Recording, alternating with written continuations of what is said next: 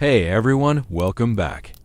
Tonight, we dive headfirst into the gloriously grim reality of life in Tudor Britain, a land where the air smells like regret, the fashion could double as medieval torture, and your morning routine starts with someone hurling waste out a window directly onto your shoes. Before we begin, if you're enjoying this descent into historical discomfort, go ahead and hit like, but only if it feels right. And don't forget to subscribe, not for the algorithm, but because you actually want to come back for more of this beautifully brutal storytelling. Drop a comment below. Tell me where you're watching from and what time it is there. I love knowing who's out there, braving this journey with me across time zones and centuries. Now, dim the lights, light a candle, safely, please. We're not in the 1500s, and let's slip quietly into the past. Your eyes flutter open. You made it. You survived the night. That alone is a victory. Many didn't. But don't get too excited. Your lungs are thick with wood smoke. Your mouth tastes like old socks and sorrow. And your bed, if you can call it that, is a straw-stuffed sack that hasn't been changed since the last king had working knees. It reeks of damp, livestock, and low expectations. Somewhere in the shadows, a cat watches you. Is it yours? Unclear. It might just be a feral tenant squatting in the rafters, plotting its next move. You share the space either way. Dawn, or something resembling it, seeps through your greasy parchment window. The world outside stirs, and by stirs, we mean someone just dumped their chamber pot into the street with a cheerful asterisk, "Gardy low." A warning as polite as it is ineffective. The contents arc through the air like a cursed comet and land with a wet splat on the cobbles below. You sit up. Bad idea. Your spine protests with a symphony of pops, your knees crack like dry twigs, and the cold hits you like a slap from a disapproving nun. There's a fire, sure, but it's more for moral support than warmth. The chimney, a myth. Smoke has claimed the room as its own, curling around you like a possessive ex. If you're poor, and statistically, you are, you're sharing this hovel with half a dozen others, all snoring, sweating, coughing, dreaming of food they'll never eat. The walls breathe moisture, the floorboards creak with secrets, probably rats. There's no mirror, but if there were, you'd see hair matted with grease, teeth leaning like war-torn buildings, and eyes sunken with the kind of exhaustion only pre-modern life can deliver. Time to face the day. Just watch your step. The floor is a minefield of mystery puddles and suspicious squish. Let's talk about teeth. Or rather, the tragic lack of dental care. In Tudor Britain, brushing your teeth wasn't a habit. It was a myth whispered by travelers. No toothpaste. No toothbrushes. No concept of plaque. What you did have: stale bread, ale, and the jaw strength of a siege engine. If you were feeling particularly fancy, you might rub your teeth with a scrap of cloth dipped in salt or soot, because nothing says fresh breath like scraping your gums with fireplace ash. Some folks chewed mint, cloves, or twigs. Yes, twigs. Nature's toothbrush, also nature's way of giving you splinters in your gums. You'd think the rich had it better. Nope. They had sugar. Expensive, imported, delicious sugar. And they ate it like it was going out of style, which, tragically, their teeth were. Wealthy smiles were often blackened stumps, celebrated like badges of honor.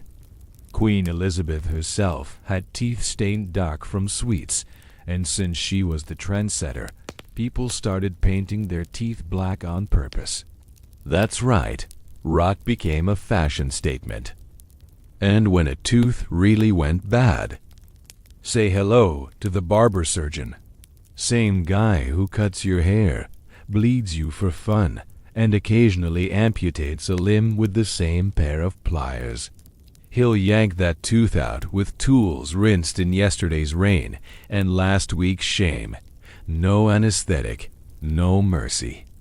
Just a firm grip, a brutal twist, and a scream that echoes through your bloodline. And hey, you might keep the tooth. Worn as a charm, gifted to a saint, or sold to a witch for sixpence.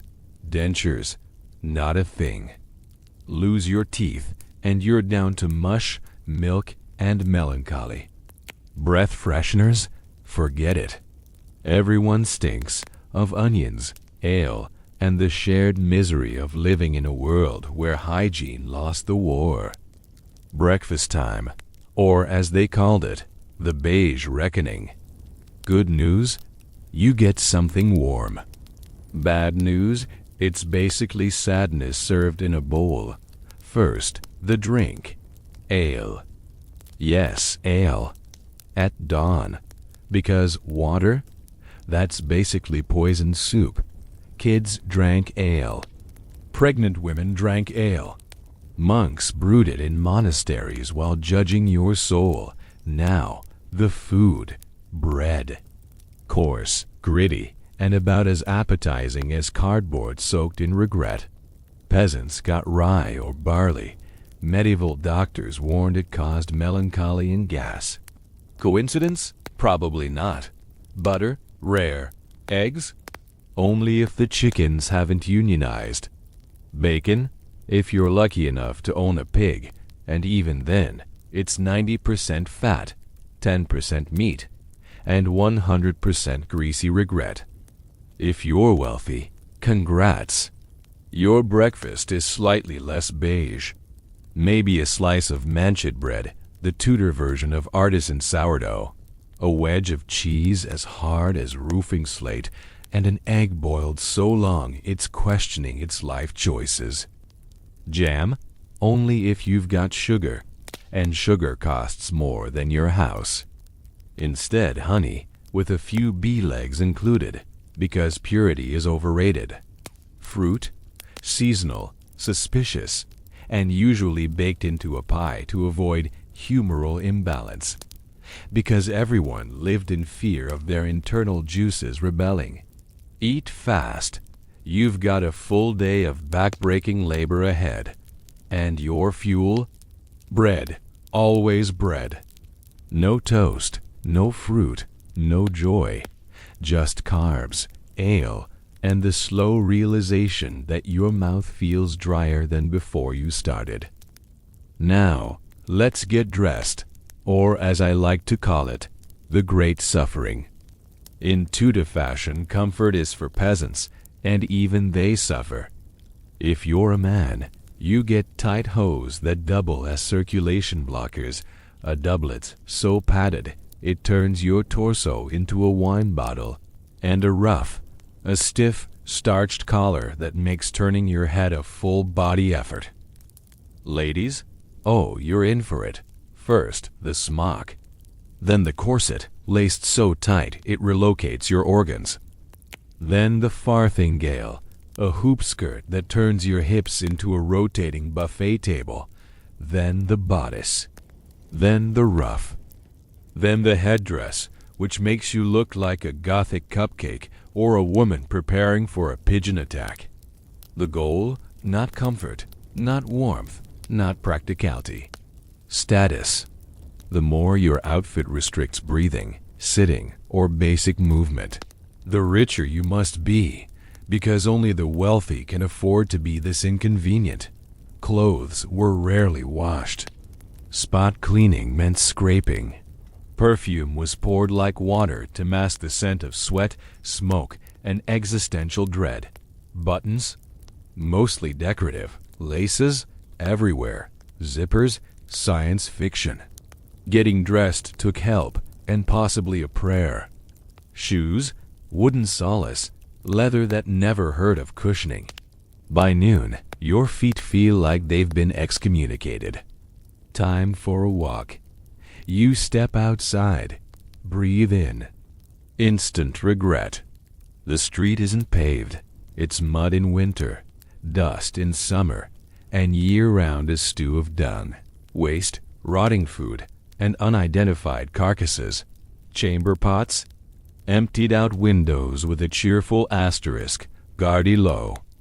If you don't hear it, congratulations, you've been baptized in someone else's pee. To survive, people wore pattens, wooden platforms strapped to shoes, turning walking into a tightrope act over filth. Livestock roamed freely, pigs, geese, horses with zero bathroom etiquette.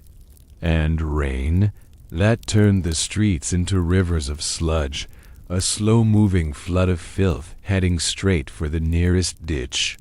One wrong step, and you're ankle-deep in Tudor regret. Cities were packed, noisy, and full of carts that will hit your shins. Fall, there goes your dignity, wallet, and appetite. And the smell? Imagine a dumpster fire having a panic attack. People carried pomanders, little balls of herbs, just to survive the stench of their own neighborhoods. Want to move up in life? Sorry, the Tudor class system was a pyramid of stone and silence. Monarch at the top can execute you for fashion crimes, then nobles, then gentry, then merchants, then you, a peasant, a servant, a chamber pot cleaner, taxed, voiceless, and stuck. Birth was destiny. Marry up?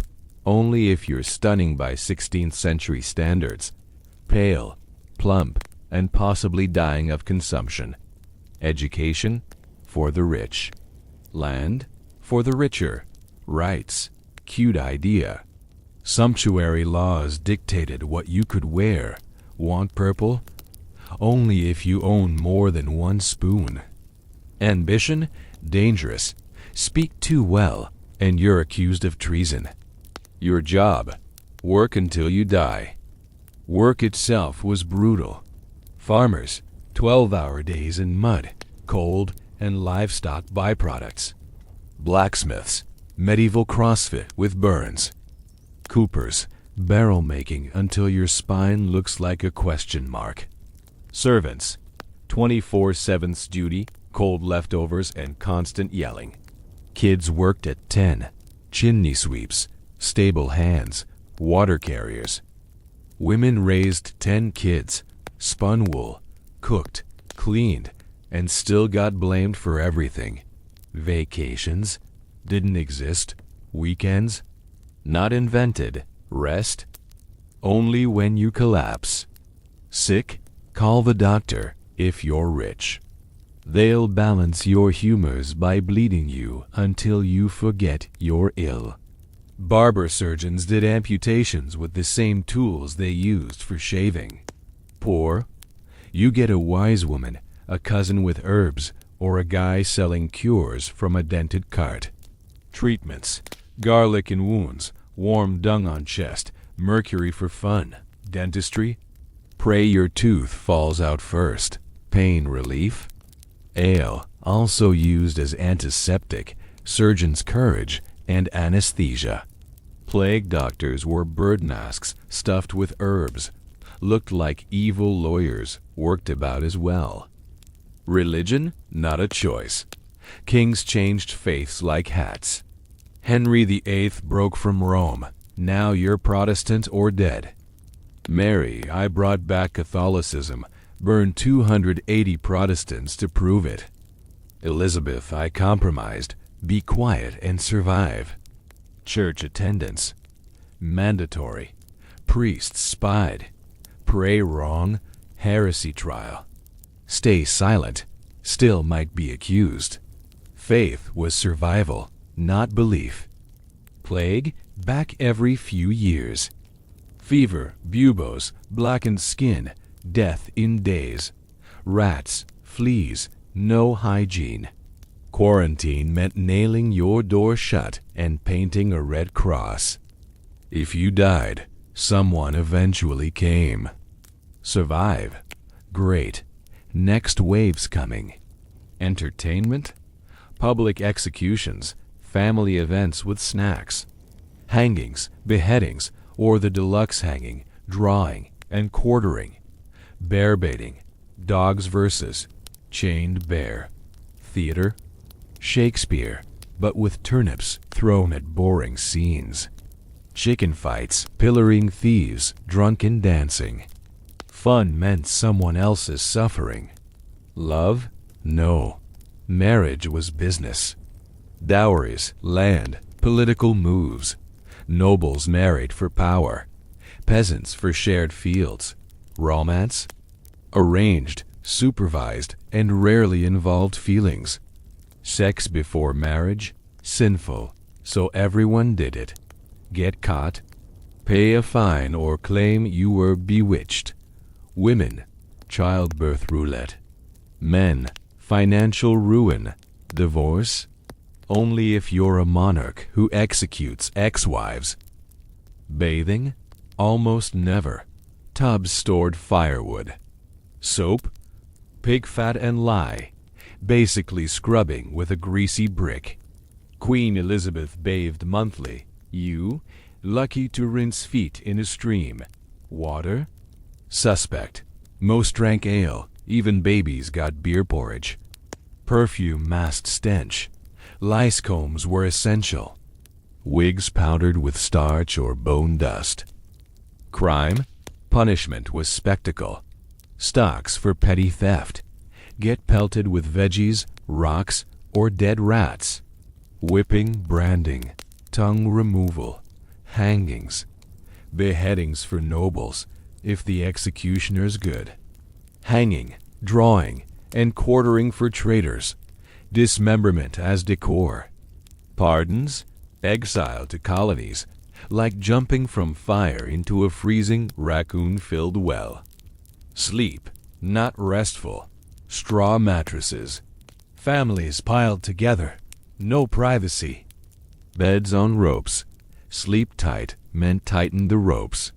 People slept in 2 shifts, wake at midnight to pray, work, or argue. Fire risk? Candles and thatched roofs. Russian roulette with flames. Bugs?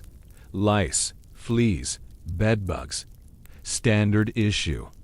Night air? Believed to kill. Windows sealed. Room full of farts and fear. Bad dreams. Proof of demons. Cure. Bleeding, prayers, or a slap from a priest. And the Silk Road? Not a road. A network of trade routes stretching from China to Constantinople. Caravans carried silk, spices, gems, and ideas across deserts and mountains. But the journey? Brutal. Bandits, sandstorms, starvation. Only the desperate or the daring dared it. Yet it connected empires and changed the world. So next time you complain about your Wi-Fi, remember, at least you're not ankle-deep in Tudor sewage, wearing a corset, and praying your tooth doesn't rot. Be grateful. Be weird. And I'll see you next time, in another era that makes this one look downright luxurious.